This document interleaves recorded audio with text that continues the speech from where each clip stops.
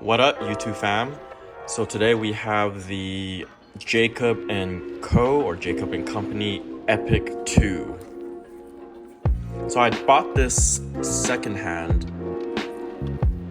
so it doesn't have boxes or papers, but it is indeed 100% authentic from a reputable seller.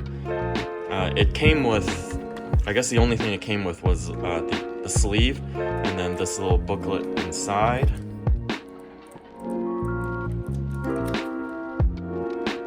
Most of you probably know Jacob mainly makes jewelry. They do have some pretty expensive timepieces that can get way up there in price. This is the Epic 2. I must admit, I don't know like too much about this watch. I mainly purchased it because it was, as you guessed it, red and black, which is the same color as my C7 Corvette. That's pretty much why I bought it, and plus I have a thing for black watches. I'm wearing a black watch right now as well. Anyways, so this comes on like sort of like a hornback leather strap. You can see it says Jacob and Co right there. So it clasps like this, and then you can adjust the sizing pretty easily, pretty straightforward. So this is the chronograph with the see-through case back. You can see the decoration of where it says Jacob & Co. on the rotor. History-wise, I don't exactly know too much about Jacob the jeweler or Jacob & Co. aside from the fact that they are high-end and they make jewelry. That's mainly what I've known them for. They have this is the Epic 2. They also have the Epic 1, I guess, which is just regular Epic. I don't know if they actually called it the Epic 1, but that's the first Epic. Then there's the Epic 2.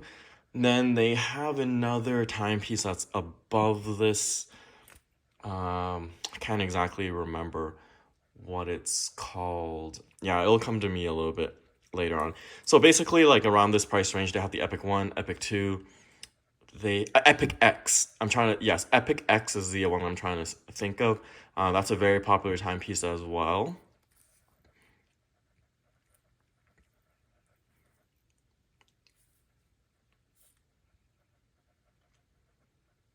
I know you guys are mostly here to actually see the watch and not hear me babble and talk. So I'm gonna just try to hold. Usually when I watch reviews, the thing I gripe the most is like they move way too much. Their hands are moving way too much with the watch. So I like to keep things a little bit more still, a little bit more simple, allow you guys to really take in the dial and the shape of the watch, the case. This is a 46 millimeter?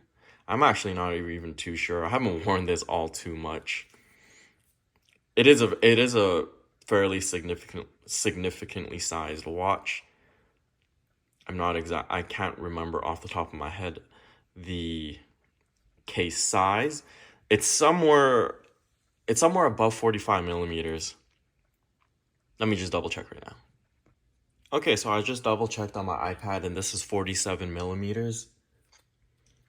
It's water resistant to 10 Atmos. Sorry, trying to get this thing to focus. I'm in cinematic mode on my iPhone 14. So it has the chronographs, as you can see. It has the date up there. I guess I've never really worn this much because sometimes I buy a watch and I really like the way it looks, but then it doesn't really go with my outfits. I tend to wear I wear a lot of jewelry, such as I wear watches, I wear bracelets and rings. And usually those are either gold or silver, or even if I wear a gold chain. So a gold chain kind of doesn't really match with this.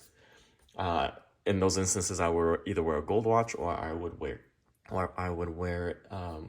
silver if I'm wearing mainly silver or white gold. So I did a quick Chrono 24 search on this, and they're going somewhere around the 7K USD mark, which is around $10,000 Canadian. I'm in Canada, so I just converted it. So it's around 10,000, somewhere around there. The Epic X is slightly more expensive.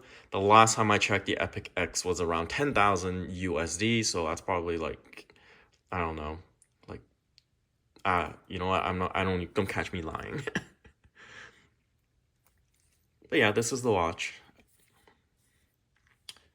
I wish I had more to say about this, but that's about it. Peace. Okay, I forgot to do a wrist check, so I'm about to do that right now.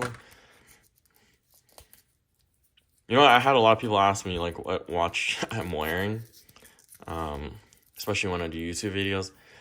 So this is from a local watch company called Dante Veloce. So I know them personally. Let's get this thing to focus.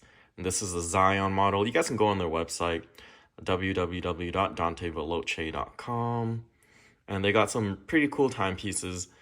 I mean, a lot of people will categorize them as fashion watches, but you know, I'm a fashionable guy. Anyways, I'll try to do a review on a little bit more of their watches. Hopefully they'll send me more, and I can do some full videos on it. So this is 47. The biggest watch I have is the Sisu Bravado, and that's like 55. I don't need to strap that on. So it looks like this. Depending on how fat I am, my wrist is usually around 7" to 7¼ Not too difficult to wear. Does kind of look, reminds me of an Hublot with the pothole design. Okay, that's it. Peace.